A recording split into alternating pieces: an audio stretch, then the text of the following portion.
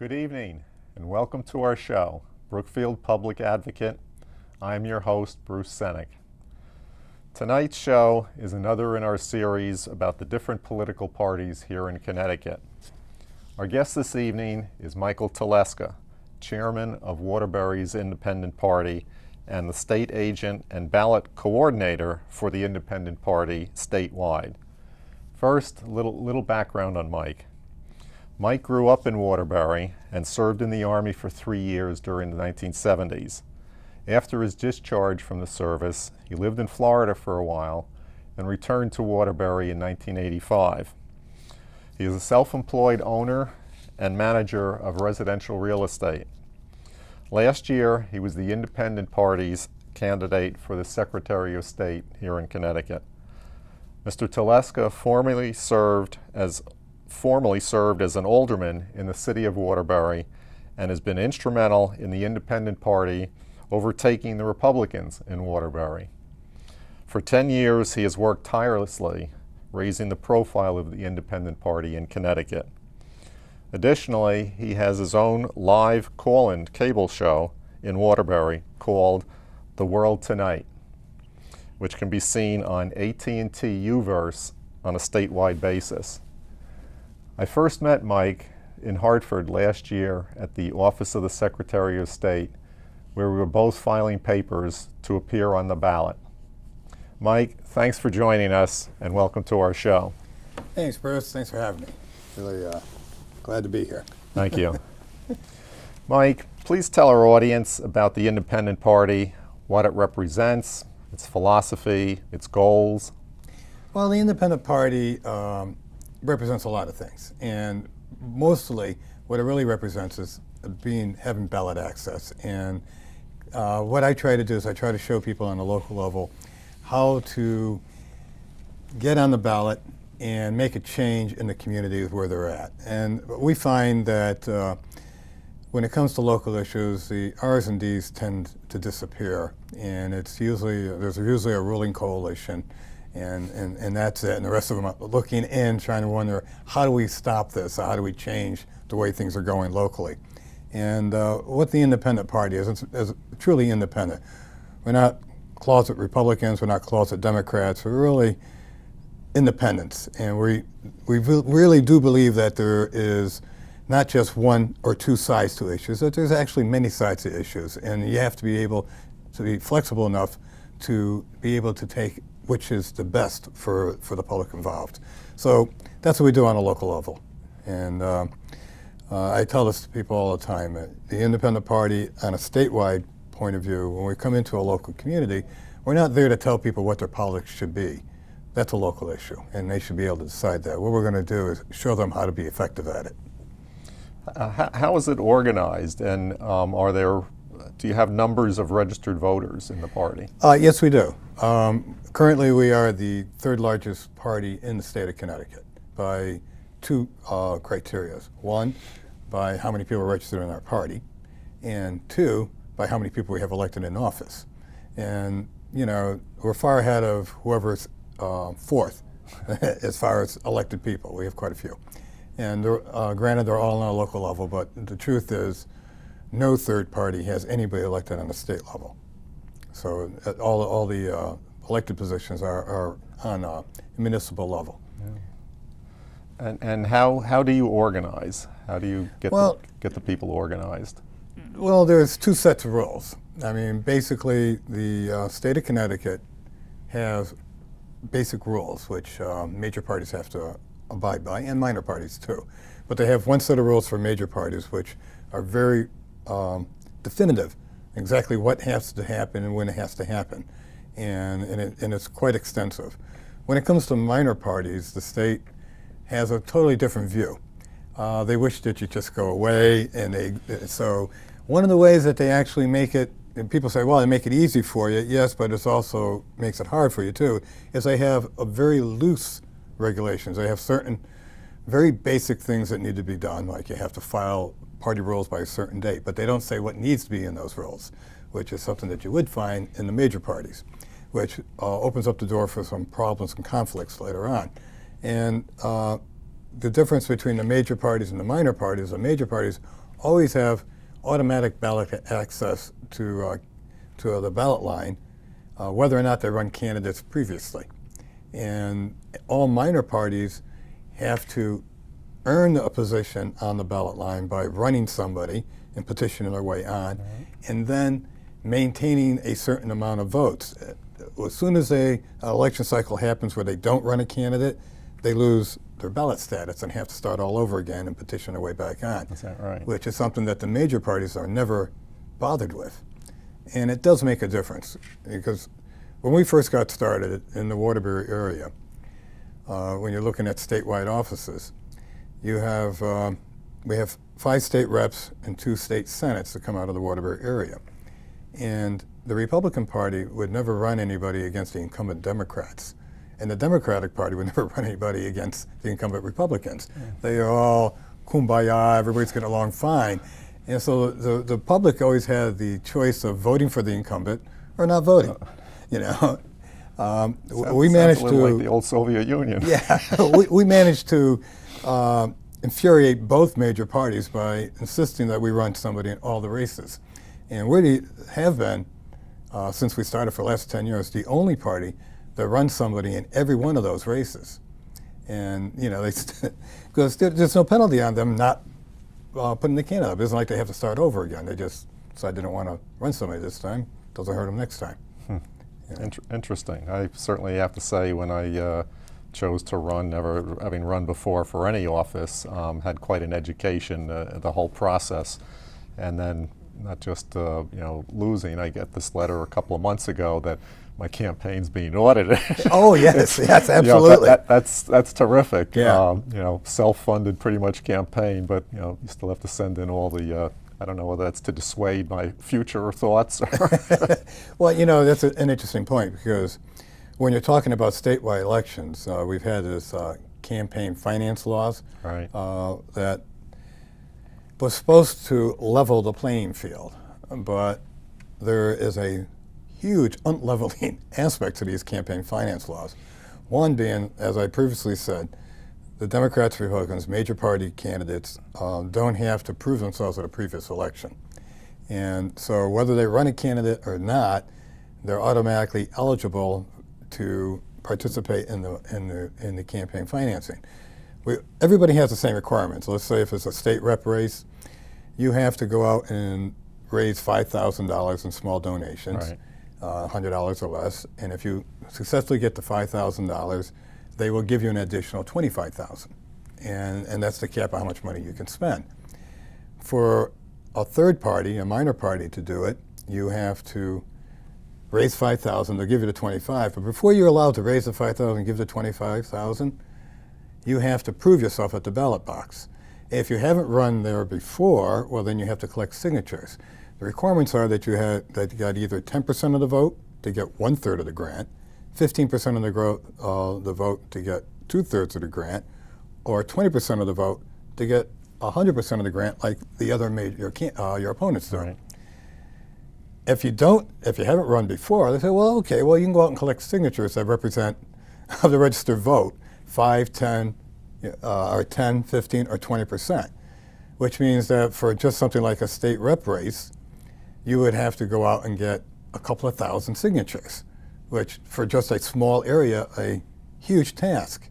Oh, by the way, there is a little restriction that when you raise that 5,000, well, you can't spend more than 5,000 trying to get signatures and doing whatever else you need to qualify for the 25. So so it's not only becomes, that's just for a state rep. Now put it into a state senate race. A state senate race, you need to go out and collect about 11 or 12,000 signatures to qualify. Statewide, you need to go out and get 200 or 300,000 signatures to qualify for the grant. So you can see where this law is designed to keep minor parties from need not apply. All right. Don't be a nuisance. Right. Mike, would you tell our viewers your thoughts on the media's coverage of the independent party? Horrible. In a word. Tell me how you really feel. Yeah, I mean, I don't mean to sugarcoat it, but horrible. And one of the reasons why is because though we went out and collected the signatures. Obviously, we collected the signatures to qualify for the ballot for our candidate for governor this last time in a complete statewide ticket. Tom Marsh, an excellent candidate. Tom Marsh, who is a current first selectman of the town of Chester. He was in his third term. He's still in his third term, up for re-election this year. And he was, now here is a sitting head of state of a city. All right, he's the first selectman. Right. Smaller towns have selectmen, bigger towns have mayors. Right. And here is a man in office. For them to treat us like our candidates are not serious politicians, and this is what their excuse is. Oh, well, you guys aren't serious. What do you mean we're not serious? Of course we're serious. Oh, no, well, yeah, not really. If you were serious, you would be spending millions of dollars to run for this office like those other serious candidates. So wait a minute. We're not getting any money from the state. We don't have millions of dollars to spend, but we are serious, and we're campaigning around the state, and we're going to as many public appearances as possible. I was particularly upset with Quinnipiac College, which has their much touted about polling that's going on, where they refused to put our candidate in the polls. It's absolutely refused. Many, many times we kept saying, please, we're petitioning. Well, you're not a candidate yet. We've got the signatures. Well, you haven't been verified by the state. We've been verified by the state. We're going to be on the ballot. We're going to be one of only 3 candidates for, still refused to put us in the polls. And finally had the audacity to say, well, if you're not spending big money to advertise your candidate, we're not going to advertise your candidate for you. Which I thought, well, wow, that's a pretty strange response to come from someone who's supposed to be a neutral in judging public opinion. Because they knew that if they put us in the as a choice, people who were not particularly satisfied with either one of the 2 major choices would pick us, and we would start showing some substantial numbers statewide. They did not want that to happen. Huh. And I can tell you other problems we had. During the last election, it seemed to me many candidates at the local level here in Western Connecticut, in the greater Danbury area, Brookfield, et cetera, it seemed here that the independent choice for different positions was kind of a rubber stamp from the Republican Party. What are the differences between the Independent Party and the Republican Party?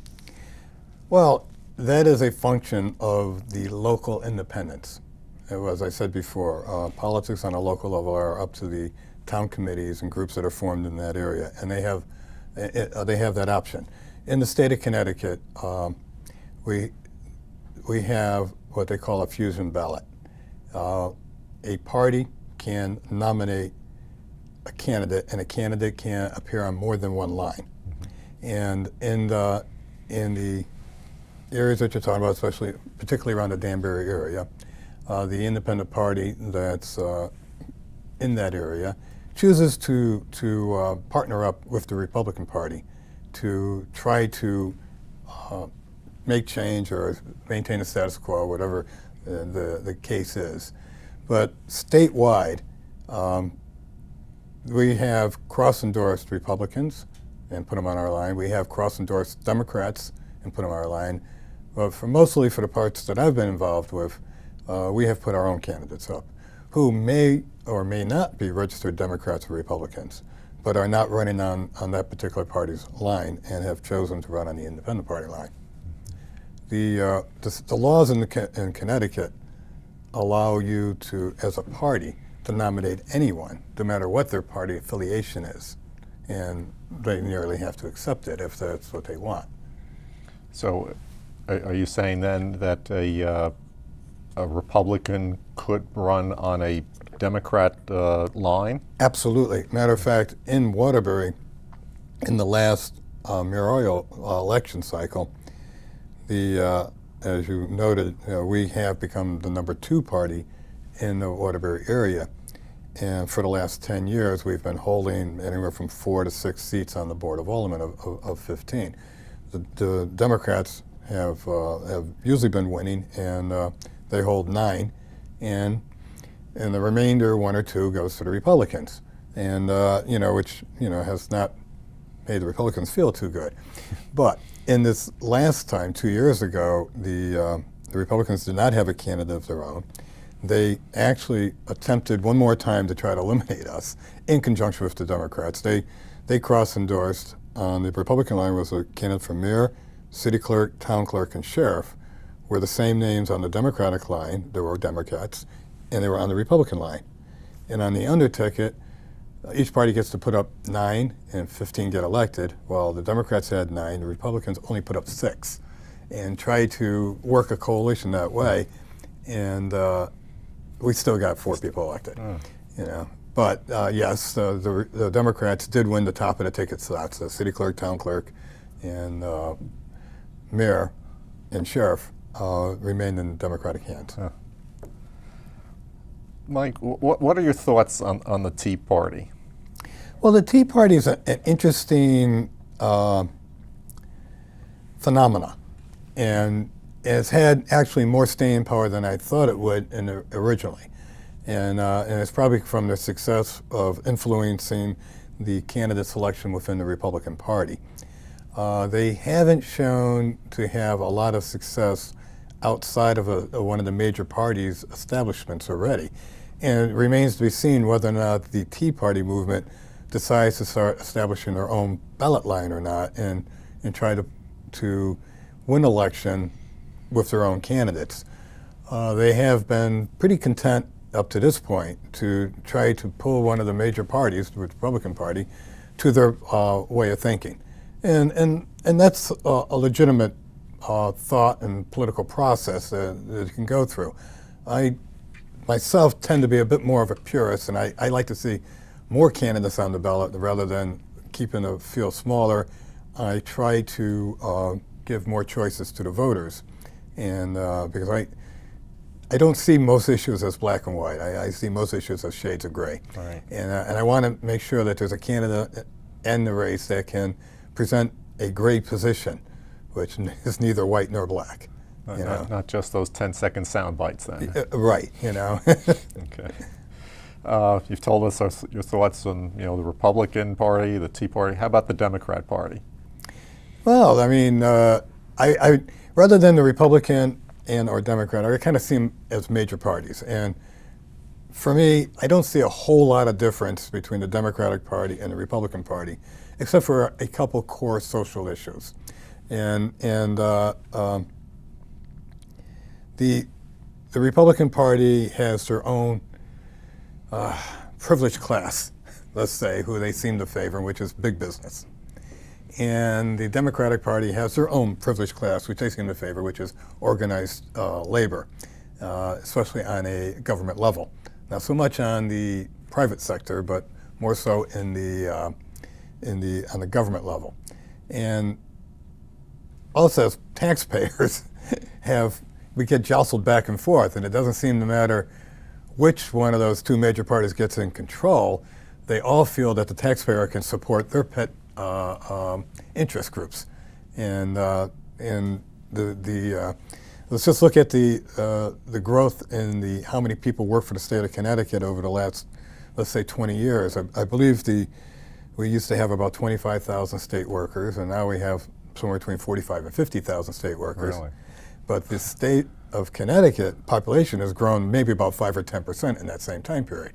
So either we're providing an awful lot more services to the public than we were before, and perhaps we are somewhat, but we do have a lot more people working for the state than there used to be, and it doesn't seem to matter which party's in, those roles continue to grow.